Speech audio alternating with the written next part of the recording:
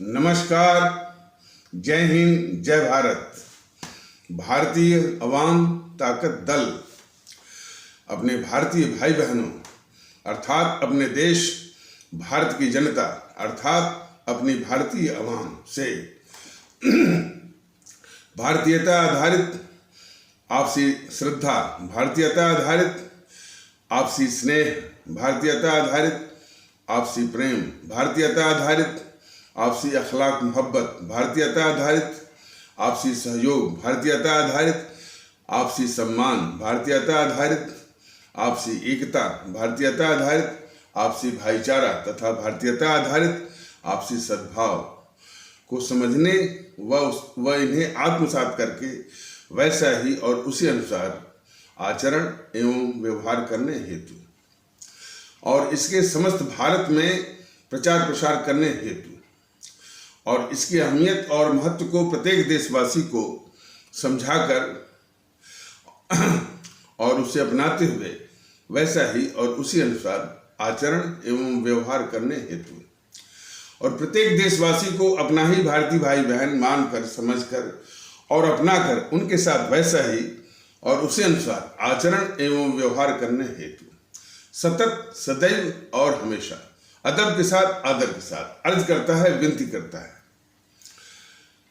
देखिए, पिछले 3 एपिसोडों में यह बताने का प्रयास किया गया था कि अपने आदरणीय भारतीय आवाम के आशीर्वाद से यदि सत्ता का उपकरण भारतीय आवाम ताकत दल के हाथों में आता है तो किस प्रकार का और किस शैली का जो है वो शासन प्रशासन की पद्धति या प्रणाली वो रखेगा और चलाएगा और किस प्रकार अपने आदरणीय भारतीय अवाम का और अपने मुल्क की खिदमत करेगा। और उससे भी बड़ी बात यह है कि किस प्रकार का माहौल जो है हमारे देश में वो काम करेगा। माहौल से मतलब यह है कि प्रत्येक देशवासी को यह पक्का एहसास होगा कि वो सिर्फ भारतीय नागरिक हैं और जो दूसरे भी देशवासी हैं वो उनके भारतीय नागरिक के रूप में उनके अपने ही भारतीय भाई बहन हैं। और उसमें ये नफरत का जो माहौल है, जो इसमें की जो नफरत का जो माहौल जो है, जो इस समय देश की जो विघटनकारी और विखंडनकारी ताकतें जो कि राजनीतिक दलों के वेश में हैं और उनके एजेंडों के द्वारा जो किया जा रहा है, उस तरह का नफरत का माहौल के लिए कोई स्थान नहीं होगा। और एक दूसरे के प्रति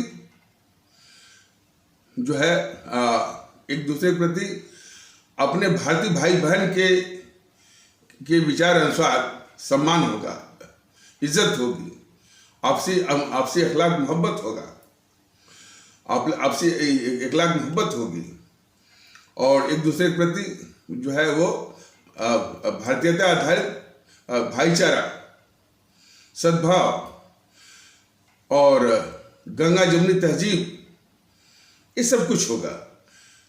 और अपने जो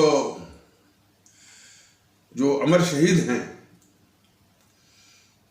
जैसे कि हमारे परम आदरणीय राष्ट्र महानायक, राष्ट्रभक्त शिरोमणि नेताजी सुभाष चंद्र बोस और शहीद आजम भगत सिंह,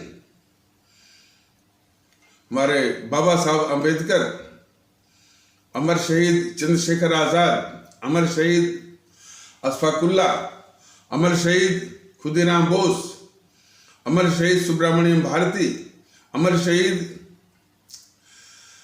श्रीमती रानी लक्ष्मीबाई, अमर शहीद श्रीमती रानी चंद्रिमा, अमर शहीद श्रीमती रानी गडलियू इत्यादि के प्रति जो है जो है देशभक्ति के मामले में, कुर्बानी और शहादत के मामले में और मुल्क परस्ती के मामले में एक आदर्श के रूप में उनकी पूजा होगी, उनकी प्रतिष्ठा होगी और पूरे देश में देशवासियों के द्वारा इस तरह का सम्मान होगा। और देश के गद्दारों जो कि मोहनदास करमचंद गांधी, जवाहरलाल नेहरू, इंदिरा गांधी, राजीव गांधी और उनकी और जो पीढ़ियां हैं इसमें वर्तमान में राहुल गांधी, प्रियंका, सोनिया जो भी है, इनकी गद्दारियों की पहचान के अनुसार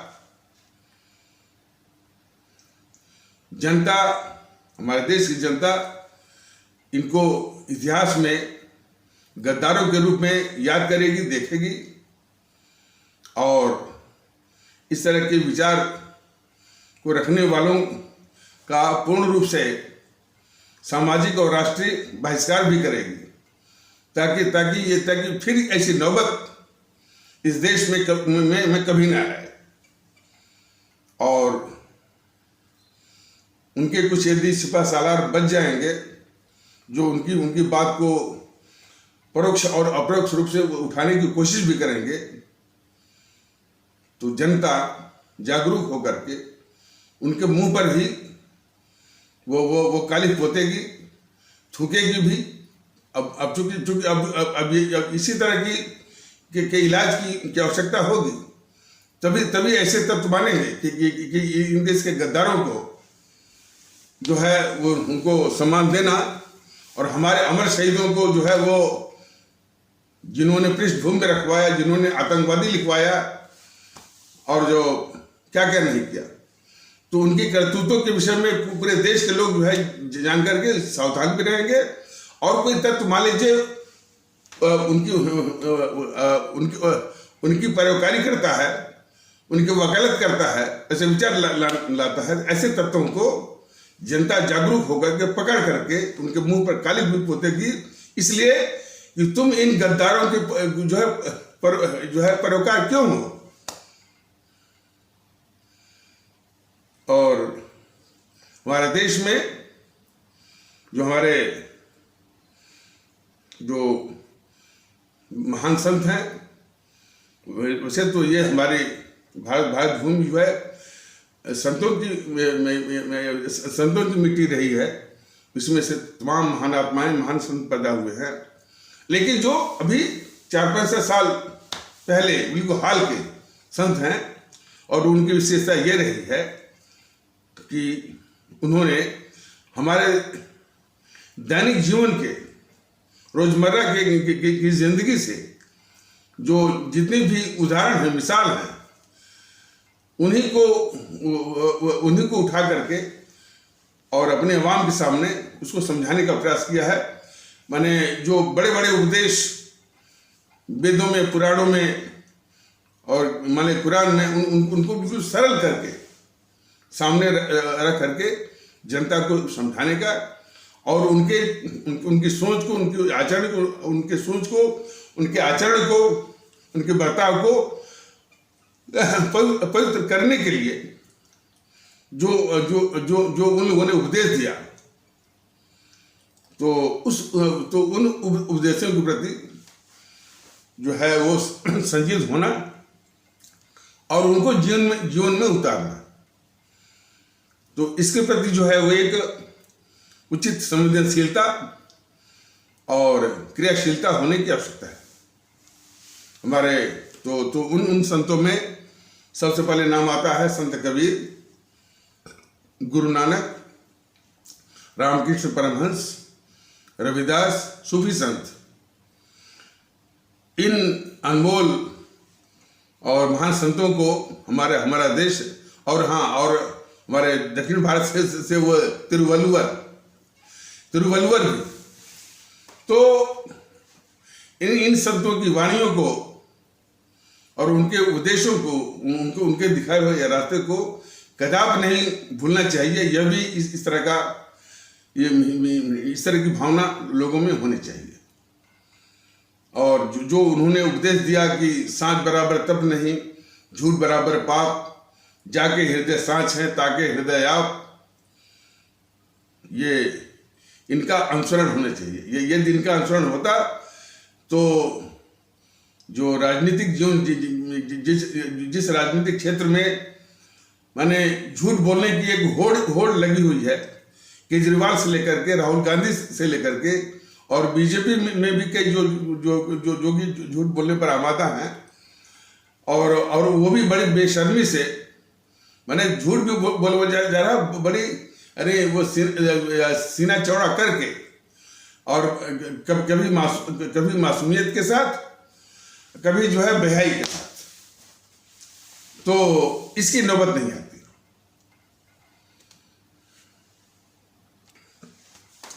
अब जनता में भारतीय अवाम ताकत दल के इन वीडियोस की पहुंच कहां तक है, एक विषय है। और पहुंच के बाद इसके प्रति हमारे जो आदरणीय भारतीय अवाम है वो कितनी संजीद है, तो उस विषय में तो मैंने पहले ही बताया है कि जो हमारे जो आम भारतीय भाई बहन हैं, जो हमारे गरीब भारतीय भाई बहन हैं, जो हमारे उपेक्षित भारतीय भाई बहन हैं, और हमारे पिछड़े भारतीय भाई बहन हैं, हमारे इस्लाम आस्था वाले भारतीय भाई बहन हैं, उनका एक अधिकांश तबका इसके प्रति संजीद है, गंभीर भी है। और इसके अलावा जो है कुछ छिटपुट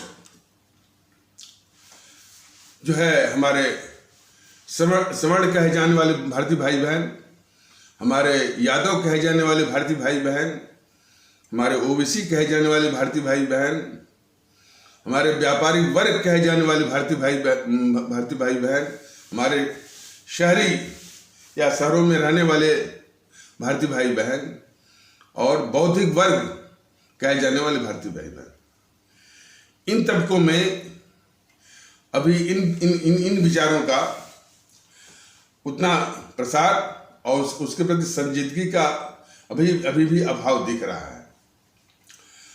और इनके लिए अभी फिलहाल भारतीय जनता दल बस यही कह रहा है कि जो आप सभी अभी एक ऑनलुकर या बाई स्टैंडर, मतलब कि एक तमाशबीन की मुद्रा में है, या फैंसिटर या उदासीन की मुद्रा में है, यह इस देश के लिए घातक है। इतना ही, इसलिए कि देश का महत्व और हमारे अवाम का महत्व वो आपके लिए भी है, समझना चाहिए आपको।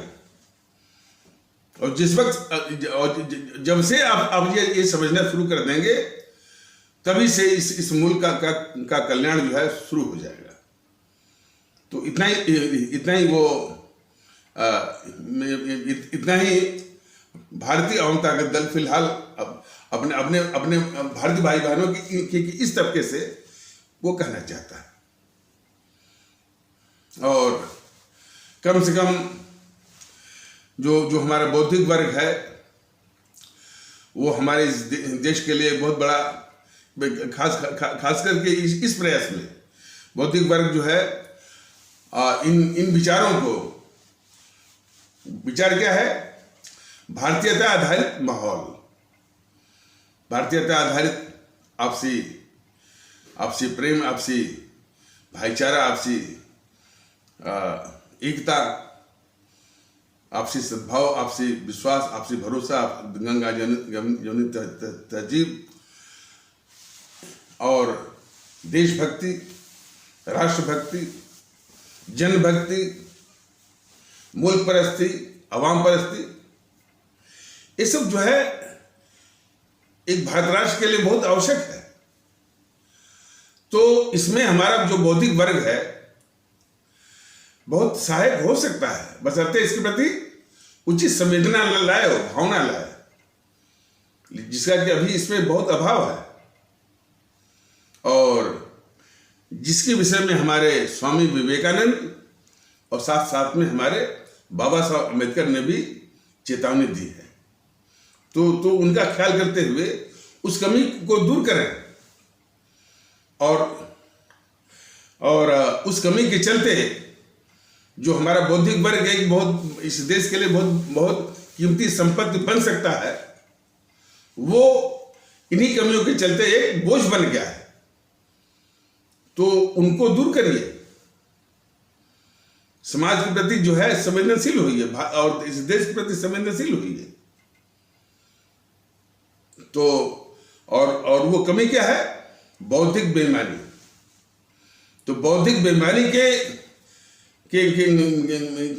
बौद्धिक बेईमानी का जो ये अभिशाप है और कुछ सुविधा भोग, इन दोनों के चलते जो है हमारा जो ये बौद्धिक वर्ग है, जो कि एक बहुत बेशकीमती इस मुल्क के लिए एसेट या संपदा बन सकता है, इन्हीं कमियों के कारण वो इस देश पर वो बोझ बना हुआ है। तो यह भी निवेदन और ये भी निवेदन भारतीय अवाम ताकत दल अपने भारतीय भाई बहनों के इस तबके से कर रहा है। या दूसरे शब्दों में यह जो प्रयास है भारतीय अवाम ताकत दल का, यह दूसरी आजादी की दूसरी जंग है या स्वतंत्रता का दूसरा संघर्ष है।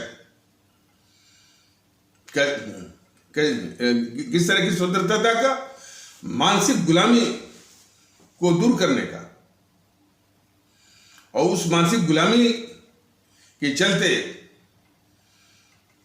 हमारी जो अवाम है, हमारी जो आदरणीय भारतीय अवाम जो है, इस देश के दुश्मनों को पहचानने में बिल्कुल अक्षम साबित हो रही है कि ये देश के दुश्मन है।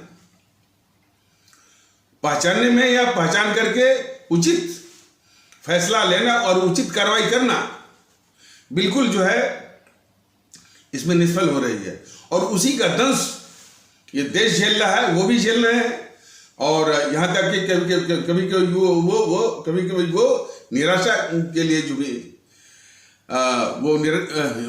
कभी कभी वो निराशा के भी शिकार दिखाई पड़ते हैं कि साहब ये स्थिति तो बदल सकती ही नहीं है, यही लोग राजा हैं। यानी समाज के जितने गंदे तत्व हैं, मतलब जो बराबर झूठ बोलता हो, जनता से झूठ बोलता हो, जो बहुत तिकड़मी हो, और जो माने जो है और एक घोर अपराधी हो, भ्रष्टाचारी हो, और अब तो ये भी आ गया जो देशद्रोही हो, वो सत्ता में या सत्ता के करीब में। तो समझ जाइए कि हमारा माहौल कितना विषाक्त है। सभी माहौल, शासन प्रशासन का भी माहौल, सामाजिक माहौल, राजनीतिक माहौल, राष्ट्रीय माहौल, यही चिंता भारतीय अवाम ताकत दल को है। जबकि निदान हमारे आपके हाथों में है। हम संविधान बनाने वालों ने या संविधान बनाने वाले हमारे महात्माओं ने, महापुरुषों ने संविधान बनाकर हमारे आपके हाथ में मताधिकार का एक अमोघ अस्त्र दिया हुआ है। आज उसी अमोघ अस्त्र का बहुत भारी दुरुपयोग हो रहा है। उस दुरुपयोग के पीछे मानसिक गुलामी की बहुत बड़ी भूमिका है।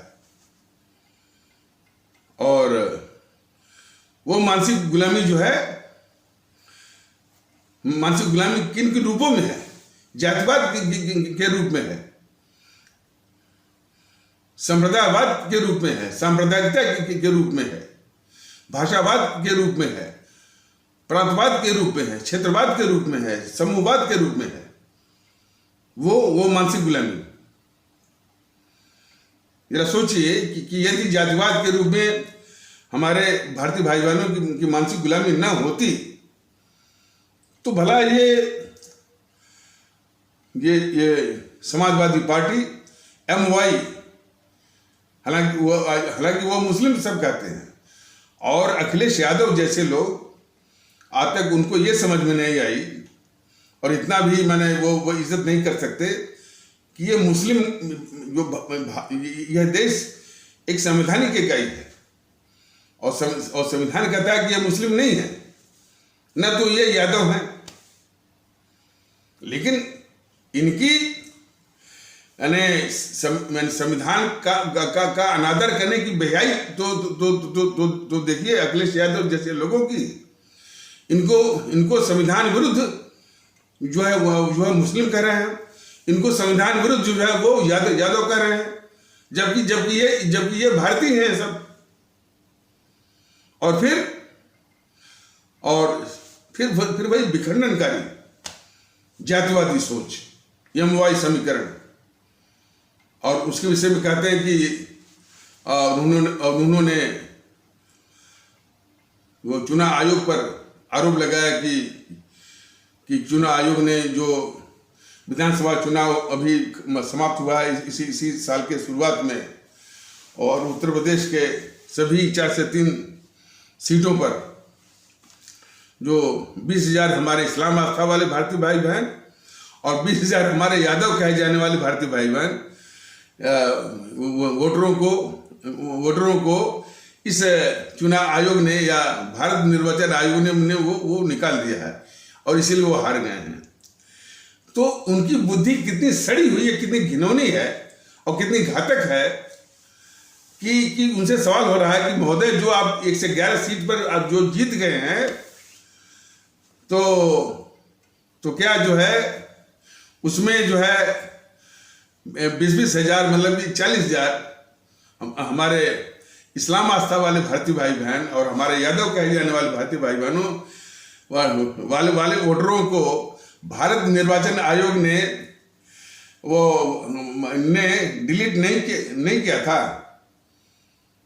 तो अब इस तरह का तर्क जो है दिया तो जा रहा है, लेकिन तर्क देने से ज्यादा महत्वपूर्ण है कि इनको पहचानने की जरूरत है कि कितने घोर जातिवादी हैं। और नाम क्या लेंगे, स्टिकर क्या है इनका, समाजवाद। तो समाजवाद स्टिकर बैनर के नीचे कितना माने भारतीय समाज को विघटित करने वाली ताकत जो है आज जो है वो जातिवाद का सहारा ले रही है। लेकिन इसका इलाज तो करना ही पड़ेगा, या तो हमारी आदरणीय आवाम भारतीयता के जज्बे से इनको नष्ट में नाबूद करे, और भारत निर्वाचन आयोग भी समाजवादी पार्टी जैसे लोग जो कि घटिया किस्म की विघटनकारी जातिवाद चलाती हैं, और उसी प्रकार की आरजेडी भी है, बहुजन समाज पार्टी भी है, टीएमसी भी है, और ये बीजेपी भी है। बीजेपी भी समाज में विखंडन, ये ध्रुवीकरण क्या है, समाज में विखंडन ही तो है। और घटिया किस्म की ये बीजेपी जो है घटिया किस्म की जातिवाद भी करती है। दलितों में जो एक तो दलित शब्द बोलना ही जो है, यह दलित शब्द का प्रयोग करना या बोलना या उसका उच्चारण करना, उसके आधार पर राजनीति करना, सभी कुछ यह देश विरोधी है, देश के खिलाफ गद्दारी है। दलित शब्द का माने इजाद या शुरुआत किसने किया था, वो गद्दार इंदिरा ने। और आप चारों ओर दलित तो दलित बोलना, मुसलमान बोलना, हिंदू बोलना और इस प्रकार बोलना जो है यह भारतीय संविधान विरोधी ही नहीं बल्कि देश विरोधी। इस तरह की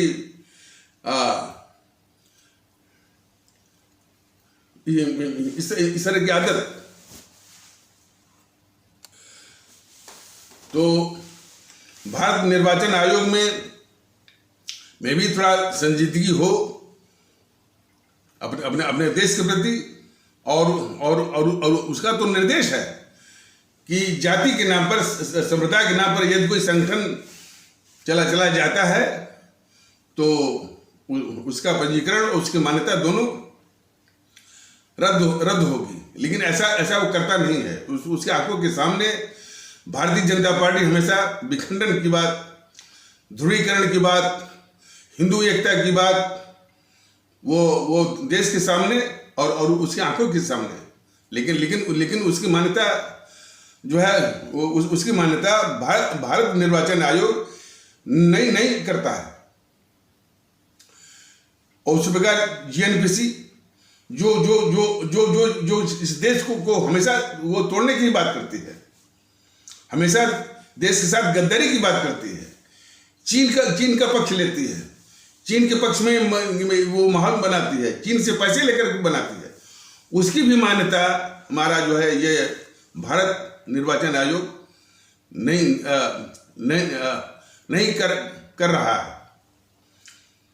तो जब इनका नहीं कर रहा है तो फिर जो छोटे वो डिनोमिनेशन के जो दल हैं जिनको मान्यता मिली हुई है, समाजवादी पार्टी, बहुजन समाज पार्टी, राष्ट्रीय जनता दल, तृणमूल कांग्रेस, शिवसेना, अकाली और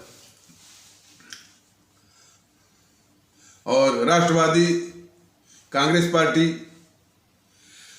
और YSRC, BJD, TDP, DMK, AIADMK सभी जो कि किसी न किसी रूप में जातिवाद, संप्रदायवाद, भाषावाद, प्रांतवाद, विखंडन ये सबके सामने है। और यदि कम से कम चुनाव आयोग ही जागरूक होता और हमारी न्यायपालिका ही जो जागरूक होती तो ये सबकी मान्यता रद्द करवाते सब, क्योंकि ये देश में विखंडन और ये चुनाव आयोग के निर्देश में है। और जब तक कार्रवाई नहीं होगी तभी तो अखिलेश यादव जैसे लोगों के हौसले जो है वो बढ़ते जाएंगे। सिर्फ इतना चुनाव आयोग के सिर्फ इतना कह देने से कि हमने कहा जो है मैंने वो यादव कहे जाने वाले भारतीय भाई बहनों का या हमारे इस्लाम आस्था वाले भारतीय भाई बहनों के वोटरों को हमने कहाँ डिलीट किया हुआ है, इसका साक्ष्य दीजिए। इससे काम नहीं चलता है भारत निर्वाचन आयोग महोदय, इससे काम नहीं चलता है। ये बीमारी बहुत गहन है। और उस देश के लिए सोचिए, पीढ़ियों के लिए सोचिए। और कॉस्मेटिक अप्रोच से इतनी कॉस्मेटिक सतही प्रयास से जो है इतनी गहन समस्या का समाधान नहीं निकलता है। यदि भारत निर्वाचन आयोग कहे कि भाई कि हमारी भी सीमा है, हमारी अभी संवैधानिक सीमा है, लेकिन उनको संवैधानिक सीमा का प्रश्न हो सकता है, लेकिन जरा यह सोचे कि भाई हम हो चाहे वो हो, चाहे उसमें जो भी काम करने वाले हो, मुख्य चुनाव आयोग से लेकर के नीचे के जितने भी कर्मचारी हैं, आज वो हैं, कल को नहीं रहेंगे। आज मैं भी हूं, कल को नहीं रहूंगा। किस तरह का माहौल ये राजनीतिक दल बना रहे हैं, जरा एक ठंडे मन से अंतरात्मा से पूछें। और क्या उनकी भूमिका हो सकती है। देश है तो सब कुछ है। देश में इस तरह का सामाजिक विखंडन जो है वो चुनाव आयोग में जो लोग जिनकी मान्यता भी है, चुनाव आयोग ने जिनको मान्यता भी दे रखी है, जिनका पंजीकरण भी है, और इस तरह से छाती तान करके जातिवाद कर रहे हैं, संप्रदायवाद कर रहे हैं, हिंदू एकता की बात कर रहे हैं, ध्रुवीकरण की बात कर रहे हैं। तो खुद अंतरात्मा से जिसको बोलते हैं बाई इंट्रोस्पेक्शन के द्वारा ही वो सोचे। संस्था ही नहीं बल्कि संस्था में जो पदासीन हैं वो सोचे। और न्यायपालिका में भी जो लोग बैठे हैं वो भी जो न्यायपालिका में जो उच्च न्यायपालिका है, माननीय सर्वोच्च न्यायालय, माननीय उच्च न्यायालय गण कि उनका फर्ज बनता कि नहीं बनता। सीधा एक वो निर्देश जारी करें कि जो भी इस देश में विखंडन की बात करता है, जो दल भी जो है, और इंक्लूडिंग जो है इंक्लूडिंग जो है ये भारतीय जनता पार्टी हो और ये कांग्रेस पार्टी हो और जो है ये समाजवादी पार्टी हो, बहुजन समाज पार्टी हो, राष्ट्रीय जनता दल हो, तृणमूल कांग्रेस हो और राष्ट्रीय राष्ट्रीय कांग्रेस पार्टी हो, शिवसेना हो, अकाली हो, बीजेडी हो, YSRC हो, TDP हो, डीएमके और AIADMK हो, जितने भी हैं विखंडनकारी वो इसकी पात्रता नहीं रखते हैं कि इस देश में जो है इस आधार पर, जातिवाद के आधार पर, संप्रदायवाद के आधार पर, भाषावाद के आधार पर, प्रांतवाद के आधार पर जो है समाज को विघटित करके वो राजनीति चलाएं। तो कम से कम इस तरह की अंतरात्मा की भी जागरूकता होने की आवश्यकता है। उच्च न्यायपालिका अर्थात माननीय सर्वोच्च न्यायालय और माननीय उच्च न्यायालयगण और आदरणीय भारत निर्वाचन आयोग, देश उनका भी है, पीढ़ियां आगे भी आएंगी। क्या ऐसे ही जो है वो चलेगा देश? ये सवाल इन सभी से है। वैसे तो भारतीय जनता दल में अपने अवाम को उसके मानसिक गुलामी, जो जातिवाद में जो उसकी मानसिकता फंसी हुई है, जातिवाद के प्रति जो उसकी संवेदनशीलता है, उसकी संवेदनशीलता जातिवाद से हटा करके राष्ट्र के प्रति जो है संवेदनशीलता होनी चाहिए, ये बार बार कह रहा है। और शायद भारतीय जनता दल की इस प्रयास को रोकने के लिए ये सारी पार्टियां जो है, जो पार्टियों में ये सारे जो सारी विघटनकारी दल वो लगे हुए हैं। वो पता नहीं, कोई कह रहा कि सोशल मीडिया का कोई गाइडलाइन आया है। देखिए, वो जितना ही रोकेंगे उतना ही ये चीज बढ़ेगी और इन बातों से रोक नहीं सकते। और इतना तो वो भी सोचते होंगे कि देश बचेगा तभी वो शासन कर पाएंगे। देश की नींव को खोद करके बीजेपी जो है वो शासन नहीं कर पाएगी, और वो देश की नींव को खोद रही है ये बीजेपी। ये ध्रुवीकरण जो है वो सबसे बड़ा राष्ट्रीय अपराध है।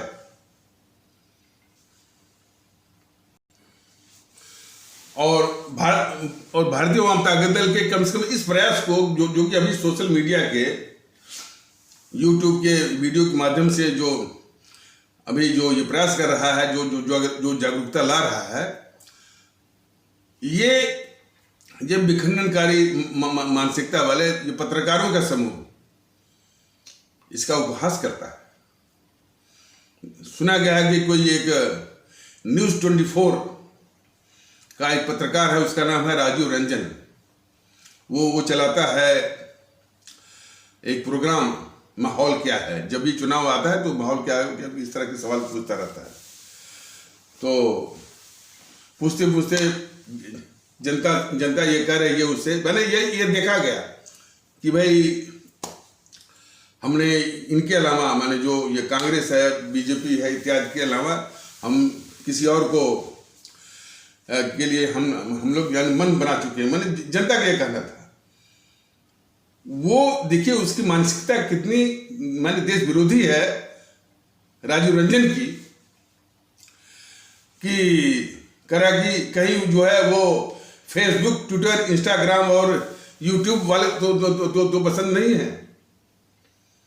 सवाल इस बात का है कि ऐसे पत्रकार को शह मिल रहा है इस तरह से। मैंने भारतीय जनता दल सिर्फ जो है देश को कैसे बचाना है, कैसे हमारे भारतीय भाई बहन जो है वो मानसिक गुलामी जो उनकी गुलामी जो है वो जातिवाद में, संप्रदायवाद में फंसी हुई है, उनको निकालने के लिए जो ये प्रयास कर रहा है, उसको जो है ये अब कहा जाएगा, बिल्कुल कहा जाएगा कि देश के गद्दार जैसे जो है वो देश के गद्दार राजीव रंजन जैसे पत्रकार जो है आज उसका उपहास कर रहे हैं। खैर कोई बात नहीं है, उपहास कर रहे हैं, लेकिन राजीव रंजन भी याद करेंगे कि जब हमारी आवाम जागरूक होगी तो राजीव रंजन जैसे पत्रकारों को पकड़ के उनके मुंह पर काली भी पोतेगी और उनके मुंह पर थूकेगी भी जो चूंकि इसकी पात्रता रखते हैं कि जो जो जो जो जो देश में जो है जातिवाद, संप्रदायवाद की मानसिकता की मानसिक गुलामी को हटा करके जो है वो भारतीयता के माहौल को लाने की जो कोशिश कर रहा है, उसका तुम जो है इस तरह से जो है वो उपहास कर रहे हो। तो कोई बात नहीं है। और तो वो अकेला नहीं है, वो तो एक पूरा एक गिरोह है, लुटियन गिरोह। हालांकि हमको नहीं कहना चाहिए, नाम भी बहुत बढ़िया है, लुटियन या लूटने वाले जो भी है। हम लोग कहते हैं कि लुटियन कोई अंग्रेज था जो कि एक एरिया का वो डेवलप किया था, तो उसी से मुतल्लिक जो है इस एक पत्रकारों का गिरोह हो गया। और वो आज तक यानी उनके माथे पर चिपका हुआ है लुटियन पत्रकारों का गिरोह। जैसे भी हो, लेकिन उनकी करतूत हमेशा जो है वो देश विरोधी है, भारत विरोधी है। और उनमें आप देखते होंगे कि वो लुटियन पत्रकारों के गिरोह में ये अविनाश शर्मा, पुण्य प्रसून वाजपेयी और अजीत अंजुम, मुकेश कुमार, आशुतोष और इस टाइप से तमाम आपको मिलेंगे। और दूसरी ओर जो ये मोदी के अंधभक्त हैं, वो भी इसी तरह का। और बीजेपी एक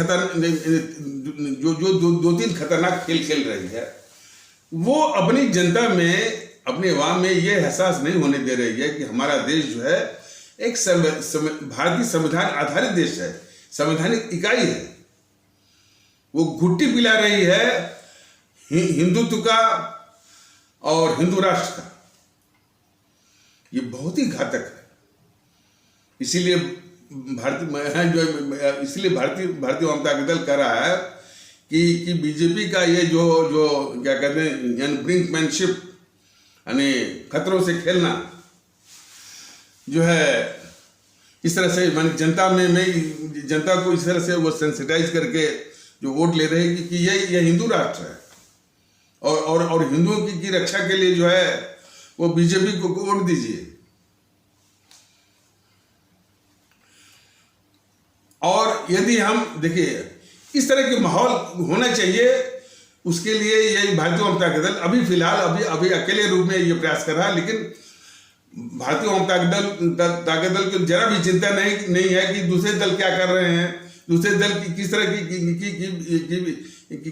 तरह की विखंडित जो मानसिकता के आधार पर वो अपना प्रयास कर रहे हैं, इसकी परवाह नहीं है भारतीय जनता दल को। इसलिए और वो परवाह क्यों नहीं है कि भारतीय जनता दल को अपनी आवाम पर भरोसा है। ठीक है, अभी थोड़ा सा दिग्भ्रमित हैं, जातिवाद के दलदल में फंसे हुए हैं, संप्रदायवाद के दलदल में फंसे हुए हैं। और जो कुछ लोगों को जो घुट्टी ये पिला रहे हैं बीजेपी वाले, ये हिंदू राष्ट्र है और हिंदू के लिए है, हिंदू सनातन के लिए, इस तरह की घुट्टी या अफीम ही कह लीजिए। वो अफीम खिला करके उनको जो है उनको वो नशा जो है जो या नशे में धुत की स्थिति जो है वो बनाए हुए हैं। हिंदू सनातन, हिंदू और राष्ट्रवाद, हिंदू राष्ट्र इत्यादि के, इसमें जो है वो वोट लेने की जो साजिश कर रहे हैं बीजेपी वाले, और आज उसकी सजा भी भुगत रहे हैं। सजा ये भुगत, मैंने थोड़ा सा कि ये केजरीवाल देखा कि अरे भाई उसने जो उसकी चुनावी गणित है, मतलब कि 80% तो यही है जो हमारे हिंदू सनातन कहे जाने वाले भारतीय भाई बहन, हालांकि उसमें ज्यादा संख्या हमारे ओबीसी कहे जाने वाले भारतीय भाई बहनों की संख्या वो सबसे ज्यादा है। और उसमें हमारे उपेक्षित या पिछड़े भारतीय भाई बहन जिनको की जो है वो शेड्यूल कास्ट वगैरह या अनुसूचित जात के रूप में कहा जाता है, तो तमाम है। तो अब वो बीजेपी की इस हिंदू एकता के माहौल से वो कितने प्रभावित हैं। तो ये केजरीवाल जो है उसी में माने सिर्फ सत्ता के लिए, सेंध लगाने के लिए अब इस तरह का, जैसा कि लोग बता रहे हैं, हम तो माने इन बातों पर उतना उसको तवज्जो नहीं देते हैं, लेकिन क्योंकि वो सब सत्ता के ही कीड़े हैं। लेकिन केजरीवाल पर देखिए जितने लोग बहस करते हैं, मैंने कल देखा था कि वो भी अमिताभ अग्निहोत्री है, ये जब वो केजरीवाल की बात करता है वो कि भाई कि वो जो है 80% पर वो जो है अब वो नजर गड़ाए हुए है, और जो उसका गोदाम है बीजेपी का 80% वाला, उसमें से 2 बोरी खिसकाने की बात कर रहा था अमिताभ अग्निहोत्री।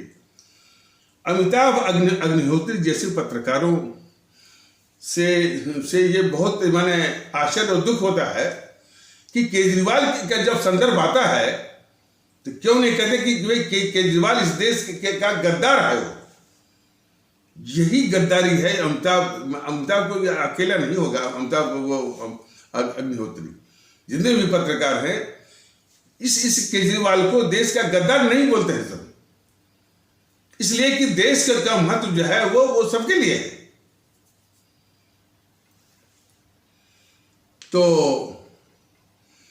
तो यदि देखिए कल्पना करिए कि यदि जो है हमारे देश में इस तरह की जागरूकता होगी कि भारत तेरे टुकड़े होंगे, भारत की बर्बादी तक जंग जारी रहेगी, इससे मुतल्लिक या इसके समर्थन देने वाले सबको यदि गद्दार समझना शुरू कर दे हमारी जनता, तो उनका ये जो है मुफ्त बिजली, मुफ्त पानी, लक्ष्मी गणेश की फोटो सब पीछे रह जाएगी, क्योंकि लोग इसको गद्दार की निगाह से देखेंगे और इसको भगा देंगे।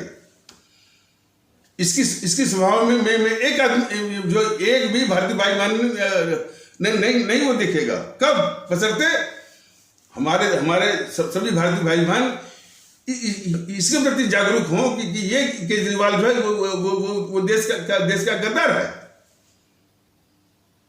यही चीज तो देश का हमारे भारतीय भाई बहनों में ये देश की अहमियत है, तो देश के गद्दारों के प्रति उचित घृणा भी होनी चाहिए। तो जो है तभी जो है ये माने इससे साबित होगा या इससे स्पष्ट होगा कि हमारे देशवासियों को देश के प्रति जो है अहमियत है। आप एक और बोलेंगे कि हमको देश के प्रति अहमियत भी है, और देश के गद्दारों की सभा में भी जाएंगे और ताली भी बजाएंगे, उससे सवाल भी पूछेंगे। तो यही बात बार बार जो है भारतीय वामता दल यही कह रहा है कि यदि देश के प्रति और देश की सर्वोच्चता के प्रति यदि संवेदनशीलता होती तो जिसने भी भारत तेरे टुकड़े होंगे, भारत की बर्बादी तक जंग जारी रहेगी, जिसने इसका समर्थन किया उसको गद्दार के रूप में समझते ना, तो देश के गद्दार की स्वभाव में आप नहीं जाते आप, और न जाना चाहिए। भारतीय जनता दल बराबर इस चीज पर निवेदन कर रहा है। लेकिन हाँ, मान लीजिए कि यूट्यूब की सीमा होगी, नहीं देखते होंगे, लेकिन इन विषयों पर गंभीर होइए। देश को बचाना है, दूसरी आजादी लानी है। जो कन्हैया कुमार ने करीब 6-7 साल पहले जो नारा लगवाया था जेएनयू के प्रांगण से कि भारत तेरे टुकड़े होंगे, भारत इंशाअल्लाह भारत की बर्बादी तक जंग जारी रहेगी, उसके प्रति ये राष्ट्रवादी मोदी जी ने क्या व्यवहार किया, वो सर्वथा जो राष्ट्र विरोधी है। मोदी महोदय और बीजेपी वालों, चूंकि आप अपने को राष्ट्रवादी कहते हैं, राष्ट्रवादी होने का दम भी भरते हैं, तो राष्ट्र को जो विखंडित करने का जो नारा सरेआम लगवा रहा है, उसको अदालत के पास कतई नहीं भेजना था और न भेजना चाहिए। उसकी इस तरह की हरकत जो है सीधा जो है इसकी पात्रता रखती थी कि उसको सीधे जो है सेना के हवाले करना था।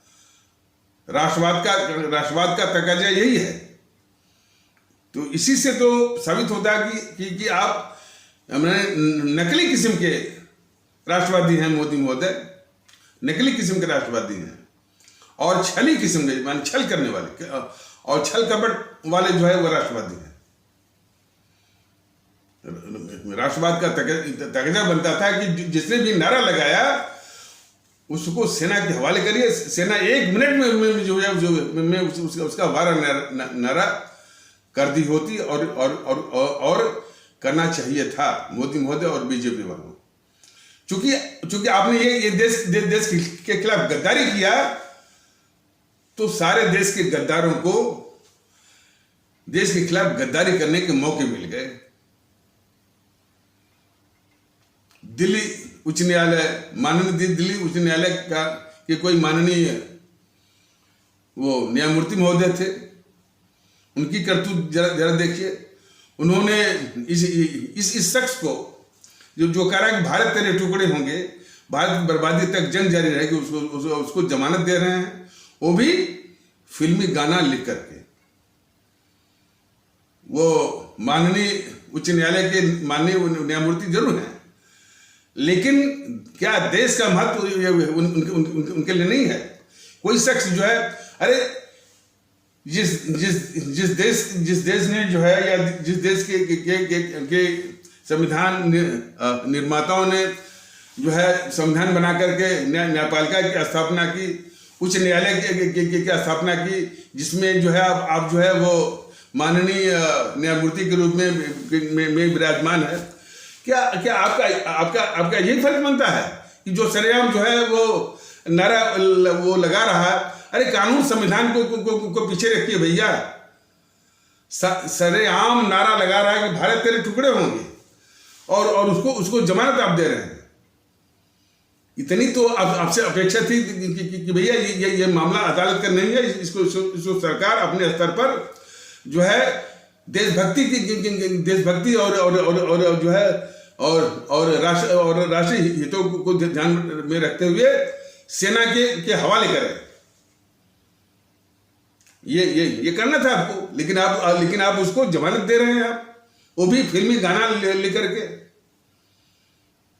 यही तो दुखड़ा है इस देश को चारों ओर से। अब इसके बाद फिर शुरू हो गया, देश के गद्दार जो है बरसाती मेढक की तरह सामने आ गए। सबसे बड़ी गद्दारी, राहुल गांधी आया, उसको समर्थन किया जो है वो संसद में भी और संसद के बाहर भी समर्थन कर रहा है वो ये गद्दार राहुल गांधी। और फिर उसके समर्थन में यही गद्दार आया केजरीवाल। फिर तो उसको समर्थन देने वाले ये कम्युनिस्ट वाले, ये तो घोर गद्दार हैं इस देश के। जो भी विखंडन की बात करेगा वो कम्युनिस्टों का, जो भी देश में विखंडन की बात करेगा वह इन कम्युनिस्टों का सबसे चहेता व्यक्ति होगा। तो तुरंत इन सबों ने उठा लिया, समर्थन भी किया। और इस देश की जो संवैधानिक प्रक्रिया है, चुनाव, संसदीय चुनाव 2019 के संसदीय चुनाव, लोकसभा के आम चुनाव में इन गद्दार कम्युनिस्टों ने इस घोर गद्दार कन्हैया कुमार, जिसने नारा लगवाया था कि भारत तेरे टुकड़े होंगे, इंशाअल्लाह भारत की बर्बादी तक जंग जारी रहेगी, उसको लोकसभा का टिकट दे दिया बेगूसराय बिहार से। और तो अब देश के गद्दारों के तांता जो है यही थमा नहीं, फिर शुरू होगा बॉलीवुड से वो गद्दार जावेद अख्तर और उसकी बीबी गद्दार शबाना आजमी। ये सब आए जो है बेगूसराय में उस घोर गद्दार कन्हैया कुमार के पक्ष में चुनाव प्रचार करने के लिए। स्वरा भास्कर भी थी वो गद्दार। और फिर मीडिया में देख लीजिए, ये गद्दार किशोर आजवानी, उसे टॉक शो चलवाया। और इस किशोर आजवानी की जो है गद्दारी तो देखिए ना, वो ये कह रहा है, इनकी मानसिकता को जरा पढ़िए। वो ये कह रहा है कि भाई अरे इसमें नाराज होने वाली बात कौन सी है? यदि किसी ने सिर्फ मुंह से कह दिया कि भारत तेरे टुकड़े होंगे, वो गद्दार किशोर आडवाणी ये सवाल कर रहा था कि इसमें नाराज होने वाली बात कौन सी है, टुकड़ा तो हुआ नहीं। कम से कम 20 मैंने इसी तरह की वीडियो में भारतीय जनता गद्दल को या मुझे उसको समझाने के लिए यानी उन तरीकों का सहारा लेना पड़ा जो कि हमारी मान्यता के अनुसार, हमारे जो हमारी सीमा है शिष्टाचार और मर्यादा के, उसका उल्लंघन करके भी यानी उन तरीकों को अपनाना पड़ा, उसको आईना दिखाने के लिए। उसको कहना पड़ा कि किशोर आडवाणी या तो ये बता कि कोई यदि सिर्फ व्यक्ति तुम्हारे सामने ही तुम्हारी माँ और बहन को गाली देने लगे अकारण ही, तो तुमको गुस्सा नहीं आएगा? तुम्हारा खून नहीं खोलेगा? तुम्हारे दिमाग में उबाल नहीं आएगा? ये सब कुछ जरूर होगा। जबकि वो गाली देने वाला वैसा कुछ भी नहीं कर रहा है जो कि जैसा कि वो बोल रहा है, सिर्फ वो मुंह से बोल रहा है। गाली देने वाला तुम्हारी माँ और बहन के साथ वैसा कुछ भी नहीं कर रहा है जैसा कि वो मुंह से उसकी जबान चल रही है या वो उच्चारण कर रहा है। तो क्या ये पूछा जाए कि भाई कि तुमसे पूछा जाए कि इसमें नाराज होने वाली बात कौन सी है? तुम्हारी माँ बहन के साथ तो कुछ हुआ नहीं, लेकिन तब तुम शांत नहीं होगे, तुमको गुस्सा जरूर आएगा। तो गद्दार किशोर आडवाणी, समझो कि जब देश की बात होती है तब तुम इस तरह का तर्क देते हो कि भाई कि इसमें कोई कहता है कि तेरे टुकड़े होंगे, तो इसमें नाराज होने वाली बात कौन सी है जो कि टुकड़ा तो हुआ नहीं। और जो अपनी बात हो तो तुमको गुस्सा आएगा। मान ली कि देश की बात हो तो एक पैमाना, और अब खुद की बात हो तो दूसरा पैमाना। इस तरह की मानसिकता वाले किशोर आडवाणी जैसे इस देश के घोर गद्दार जो है एंकर हैं और पत्रकार हैं। ये बात कम से कम 20 इसी YouTube के वीडियो के माध्यम से बताया गया है। हालांकि ये सुनने में आया, अच्छा, और ये भी कहा गया था कि मुकेश अंबानी महोदय, जिनका कि वो चैनल है न्यूज़ 18 इंडिया, और उनसे भी कहा गया था कि इस गद्दार किशोर आडवाणी को बाहर निकालिए। शायद वो ये निवेदन भी पहुंचा होगा जरूर मुकेश अंबानी को। और मुकेश अंबानी से भी कहा गया था कि मुकेश अंबानी महोदय, कभी न कभी तो मुलाकात होगी और आपकी ये गद्दारी का कारनामा जो है पर आपसे सवाल होगा और उसका जवाब आपको उसमें देना पड़ेगा कि इस गद्दार एंकर जो आपका है न्यूज़ 18 इंडिया को न निकाल करके आपने देश के खिलाफ क्यों गद्दारी की मुकेश अंबानी महोदय। तो देश के खिलाफ गद्दारी का जो रोग है, जो प्रॉब्लम है, वो किस सीमा तक जो है वो फैला हुआ है और कहां तक जो है वो असर किया हुआ है, कैंसर की तरह। ऐसी बात तो फिर वो घोर गद्दार देश का कन्हैया कुमार जो है कम्युनिस्टों से निकल करके पहुंच गया, फिर उसी संगठन में पहुंच गया जो कि पहले से ही यानी इस देश को तोड़ रहा है, पहले से ही इस देश को खंड खंड कर रहा है, वो जेएनपीसी और कांग्रेस। तो अपने वो गंतव्य स्थान पर पहुंच गया, यानी जिसको वो मुंह से कर रहा था वह वास्तविक रूप में ये जेएनपीसी इस देश के टुकड़े टुकड़े कर रही है। लेकिन उससे भी बड़ी गद्दारी बीजेपी वाले करते हैं कि कन्हैया कुमार के जितने समर्थक हैं इनको देश का गद्दार नहीं कहते हैं। क्या कहते हैं? टुकड़े टुकड़े गैंग। हमारे आदरणीय भारतीय भाई बहन, आप खुद फैसला करिए कि यदि किसी को देश का घोर गद्दार कहा जाए और किसी को टुकड़े टुकड़े गैंग कहा जाए, वो कितना फर्क ही नहीं है। टुकड़े टुकड़े गैंग कहते ही लोग माने इस भ्रमजाल में फंस जाएंगे कि कौन सा टुकड़ा, मैंने किसी खाट का टुकड़ा, किसी लकड़ी का टुकड़ा और किसी मिठाई का टुकड़ा, कौन सा टुकड़ा। तो किस प्रकार ये बीजेपी के जितने प्रवक्ता हैं इन गद्दारों को बचाते हैं, ये इस गद्दारी को हमारे सभी आदरणीय भारतीय भाई जो है बड़े ध्यान से देखें। तो बीजेपी वाले इस देश के बहुत घोर गद्दार हैं। इन गद्दारों को बचाने वाले कितना घोर गद्दार है ये कन्हैया कुमार, और तो उसको बोलते हैं टुकड़े टुकड़े गैंग बोलते हैं। गद्दार बोलिए।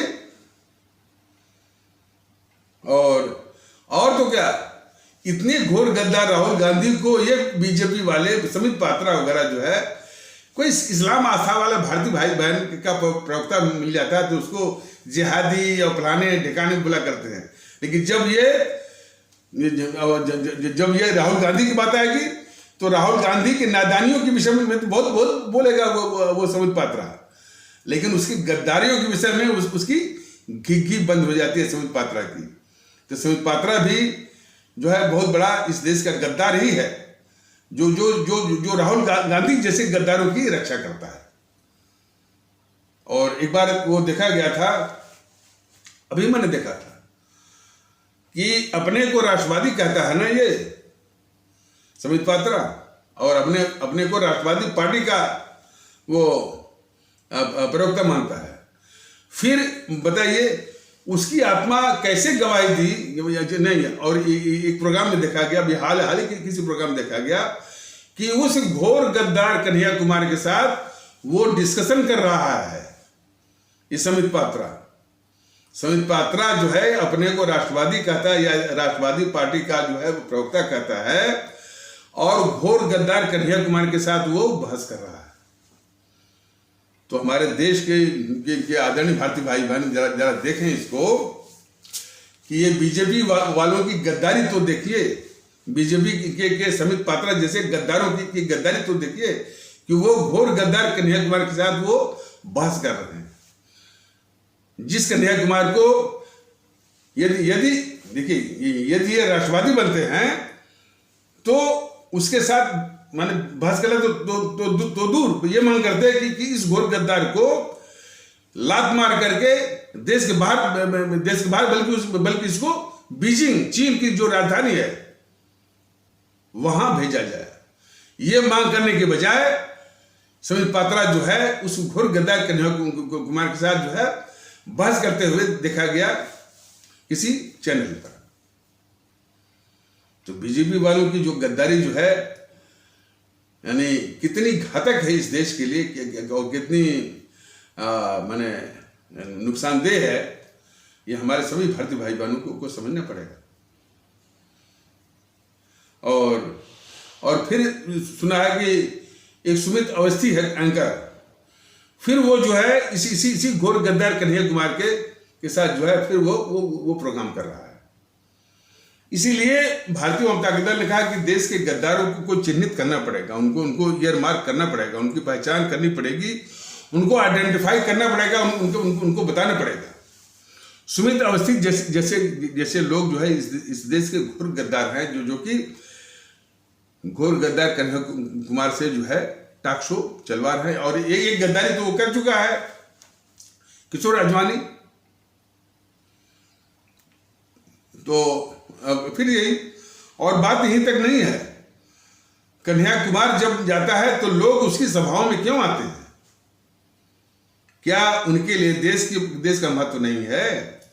क्या वो नहीं जानते कि यही तो है जो कि नारा लगाया है कि भारत तेरे टुकड़े होंगे? तो ऐसी मानसिकता भी देश के खिलाफ गद्दारी है। कन्हैया कुमार की सभाओं में जाना, उससे सवाल पूछना, तो ये बीमारी जो है बहुत यानी बहुत बहुत जड़ पकड़ चुकी है।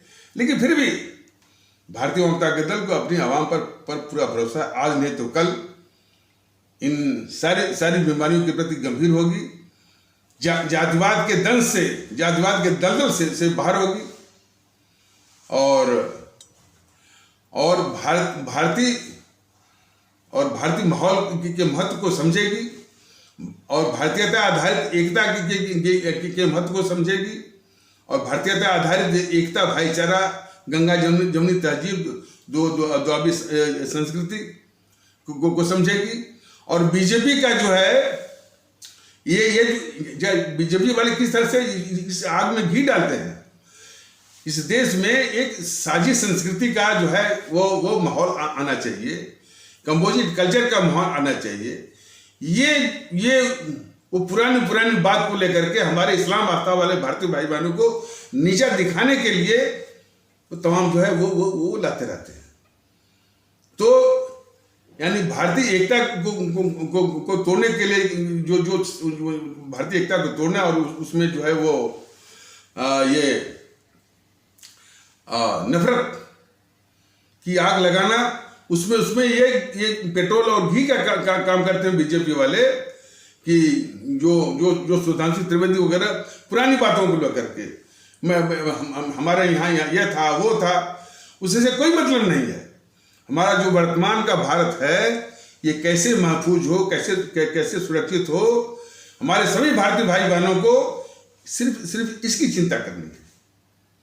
ये यदि किसी का भूतकाल में काफी वो मान रहा हो, उसकी महानता बस इसी में है कि हमारा देश कैसे महफूज हो और कोई भी पंथ जो है किसी दूसरे पंथ से वो महान नहीं है, सब बराबर है। अब ये एपिसोड लंबन हो जाए तो इन्हीं आवश्यक शब्दों के साथ इस आवश्यक पर चर्चा को यहीं पर विराम दिया जाता है। तब तक के लिए नमस्कार, जय हिंद, जय भारत।